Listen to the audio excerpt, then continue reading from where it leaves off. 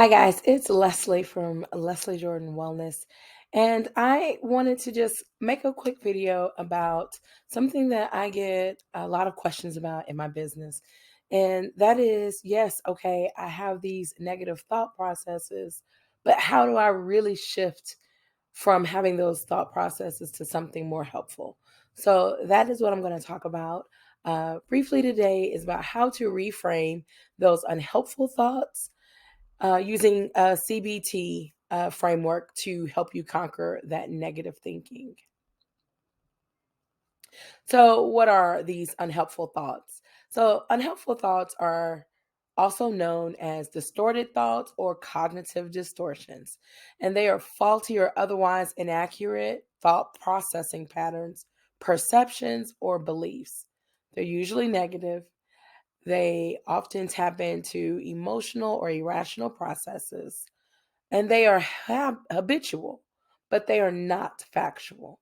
And that's really helpful to know because that is how we are going to be able to trust that we can change or rewrite these thoughts. How do these thoughts come about? Well, lots of different ways these thoughts come about, but you need to know that these thoughts can really come from just about anywhere, any experience, any early or childhood experience or memory. And sometimes we remember things incorrectly and we embed them and we repeat these messages until they become habit. So that is one way they come about. If you grew up in a harsh or critical home environment or had an experience in an environment like that, society and culture, external messages, all the cultural norms around the way we look and should eat and behave, those are all ways that we can create these distorted or unhelpful thoughts, as sometimes we seek a way to explain or make sense of things that we may not actually understand. That includes media messages, that includes any personal experiences and trauma, big T, little t trauma, any type of verbal, physical, um, psychological, emotional abuse, loss, natural loss, like from grief, grief of a pet, grief of a family member. All of those can be ways that our body or our mind then tries to write in these messages. Also, significant life change, divorce or bad breakup can also lead us to look for answers and create our own rational experience or explanation for these answers. Additionally, biology and genetics. There are just some people that have a genetic predisposition to create these types of thoughts, or there could also be an actual neural biochemical imbalance that creates these types of pathways in your mind. There are learned habits, coping mechanisms, mental health conditions also. Things like depression, anxiety, or some personality disorders can actually create or facilitate the creation of these unhelpful thought patterns. So let's get to it. Common distorted thought patterns. There are several, like a lot of different patterns that have been identified. We are going to use, or I'm going to use, cognitive behavioral therapy strategies. And CBT, as it's called, it was created in the 1960s by a psychologist named Aaron Beck. And through the onset of this particular therapy framework, lots of different patterns have been defined. So I just going to take a few of those that are especially common as I work with clients in disordered eating or eating disorder recovery. So I want to cover, maybe you've experienced them yourself, and this is why you are trying to restructure those thoughts. So the first one I want to talk about is called disqualifying the positive, recognizing only negative aspects of a situation while ignoring the positive. I have an example up. It says, my mother in law complimented my dress and hair. This is why I need to keep losing weight. So, as you can see, it's an irrational thought, but it disqualifies the positive and then thinks, oh, well, I've lost a few pounds and I have this new dress and this new haircut. And although there was a compliment directed towards the dress and hair, I have internalized that she just didn't want to say it was because I lost weight. So now I know I need to keep losing weight. So that is this type of irrational thought process. Should or must statements, these are so pervasive in diet culture messaging, but it's the belief that things should be a certain way. I must get into X size to be happy. I should or I must get into size X to be happy. I should eat salads with no dressing to balance out that slice of cake. These are messages that are probably not uncommon to us, the should, must type of statements, but they are, in fact, irrational. Personalization, the belief that one is responsible for events outside of their own control. My partner scrolls on TikTok because I've gained weight. Your partner scrolling on TikTok is not your responsibility. Um, and certainly, even if it is tied to a change in your body size, the feelings about your body size should be discussed. And that doesn't excuse, or if that's a problem, it may not be a problem, it may just be unrelated. It could be related to stress. But again, you have personalized that action. And it's not within your control to control how much another person is on their phone or apps. Magnification and minimization. These kind of go together. You're exaggerating or you're minimizing the importance of events. One person might believe their own achievements are unimportant or that their mistakes are excessively important. An example would be, I ate some ice cream yesterday, so now I can't find any clothes to fit. So you've exaggerated the fact that you've had ice cream and made it a big wardrobe crisis, but certainly that one dish of ice cream did not disrupt your clothes fitting. So either your clothes fit fine and you're just internalizing these feelings in an irrational way, or they didn't fit before you had that ice cream. Also, an example would be, I haven't binged in 3 days. I'm definitely not sick enough to get help.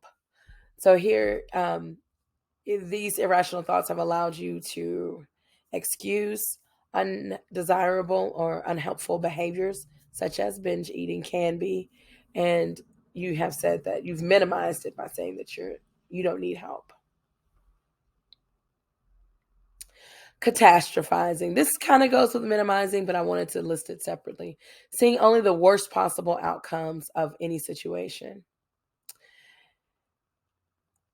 If I gain 1 pound, I will never get married. So these are the types of statements that maybe a single person has made before, that if they gain weight, they're never going to find a mate, or things of, a catastrophe, or predicting a catastrophe based on one action, and always, of course, catastrophizing the worst possible outcome. So another type of cognitive distortion is labeling. And this is assigning labels to ourselves or to other people or things without taking into consideration of the complexities of humans and life processes. It's a very complex situation living. And so an example would be, I ate a donut at work. I have no willpower because I'm a total loser. You've just labeled yourself as a loser, but you didn't take into account any of the other possible reasons why you ate that donut. Willpower isn't it. Maybe you were hungry. Maybe you skipped breakfast. Maybe you really like to enjoy donuts, and there's nothing wrong with that. So that labeling of things and not taking into consideration. Another example of this would be, that's pervasive in diet culture is, to lose a pound of weight, it's just 3,500 calorie deficit. Either you cut back till you meet that deficit, or you can burn it off through exercise. Weight loss is just calories in, calories out. That's labeling. That is irrational, it's erroneous, and it's oversimplifies the complexities of all of the other determinants of a person's size or weight. And hence, diet and exercise together are about 10% of what makes up a person's size or weight. So,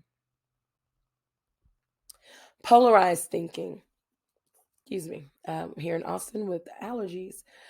Polarized thinking, also called black or white thinking, also known as all or nothing thinking.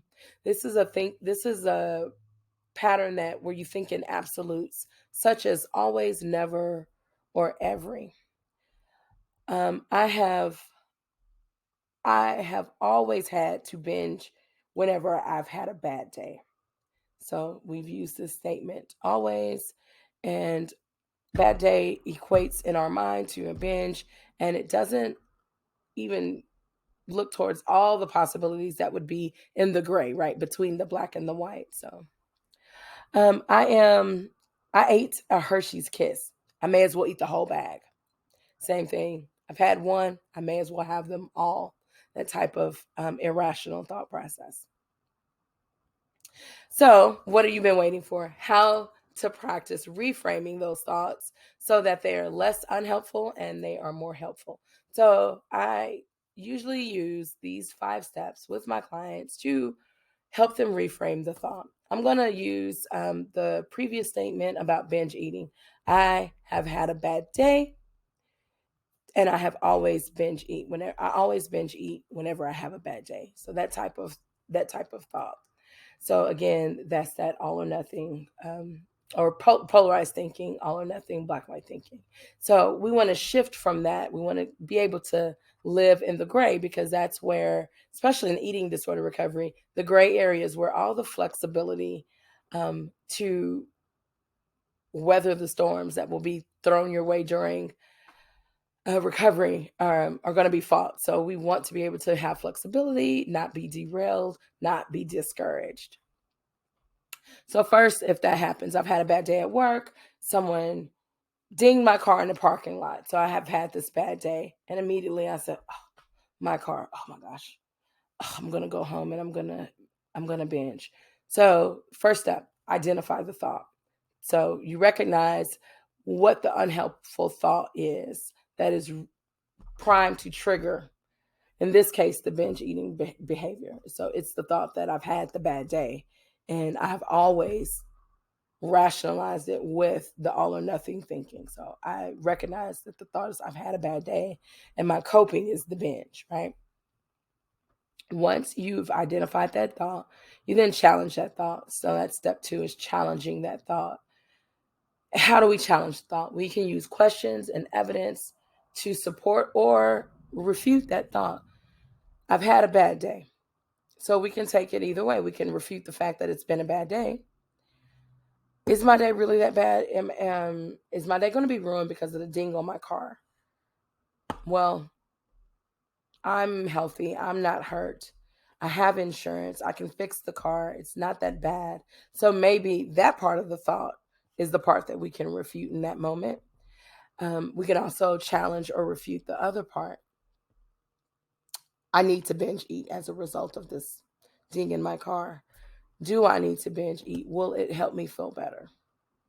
Maybe. Will it fix my car? Absolutely not. So there's no evidence to support that the ding in my car, the bad day, needs to have the binge eating. So once I'm able to think and get into my rational brain here, I can now reframe the thought, which is step 3. Well, okay, I can rephrase. I got a ding in my car and I'm not going to let it ruin my day. That's one option. Even though I feel like my day has now been shot to hell because of this ding in my car, I don't need to binge eat. Maybe instead I'll take in a movie. You can put your reframe where you feel it will serve you best. It's positive, and maybe a movie would be more helpful. It would lift your spirits.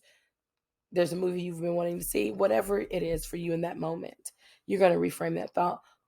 Step four is you're now actually going to engage in that alternative coping option you've just given yourself. If it's the movie, you're going to actually get into your car and go to see the movie. I've had a bad day. Ugh, all I want to do is go home and soak in a hot bubble bath. So when you get home, you soak in this hot bubble bath. You are now reprogramming your mind to have a more helpful idea or coping skill for what would normally be a trigger. And then lastly, your fifth step is to monitor your progress. You are going to monitor your progress likely on two fronts, but maybe just one if you're new to this. You're going to monitor, does it deter you from the unhelpful behavior? Does it stop you from participating in your disordered eating pattern? Does it prevent you from binge eating? Does it prevent you from restricting if that's your coping skill? If you're looking for control, whatever it is, it doesn't matter. Does it help you stop doing that? Does it? If for a binge eater, I speak a lot about binge eating. That's what I am as a recovered binge eater. Does it decrease the frequency of your binges? Does it decrease the urgency? Does it decrease the duration of your binges? These are ways to track your progress. Eventually, you'll be able to add on a second tracker or a thing to track metric, and that will be how often am I having these thoughts? So, accompanying this type of work in a coaching session, I would offer my client automatic or unhelpful thought record every time they have one of these unhelpful thoughts. When they recognize it, they would just tally mark it. Okay, I had a thought. Are you going from 100 unhelpful thoughts a day to 99 unhelpful thoughts to 98 and so forth? Are you decreasing the regularity that you're having these types of thoughts? That's another way to monitor your progress. And the brain is a wonderfully plastic and malleable computer and an organ. So the more that you practice reframing the thought, the more successful and the more benefit you will get from reframing the thought, and you will get to a place to where the unhelpful thought is not a thought that you're having automatically. So that's how you work through the process of reframing the thought. I just wanted to give some background information, so hopefully it made more sense and the context was clearer. There are lots more types of cognitive distortions. There are um, others. There are. My mind just went blank right there. There are other cognitive distortions like jumping to conclusions or mind reading, fortune telling, uh, fallacious thinking, things like fallacy of hope, the always being right, heaven's reward fallacy. So there are lots of them, lots of them. I just wanted to give overview of some of the ones that I see as being really prevalent um, among the thought processes of people struggling with disordered eating or eating disorders. So, if you have a question specifically about another type of unhelpful or thought distortion, please drop me a comment below, and I would love to help brainstorm some ways to overcome that with you. So, signing off for now. Have a great day.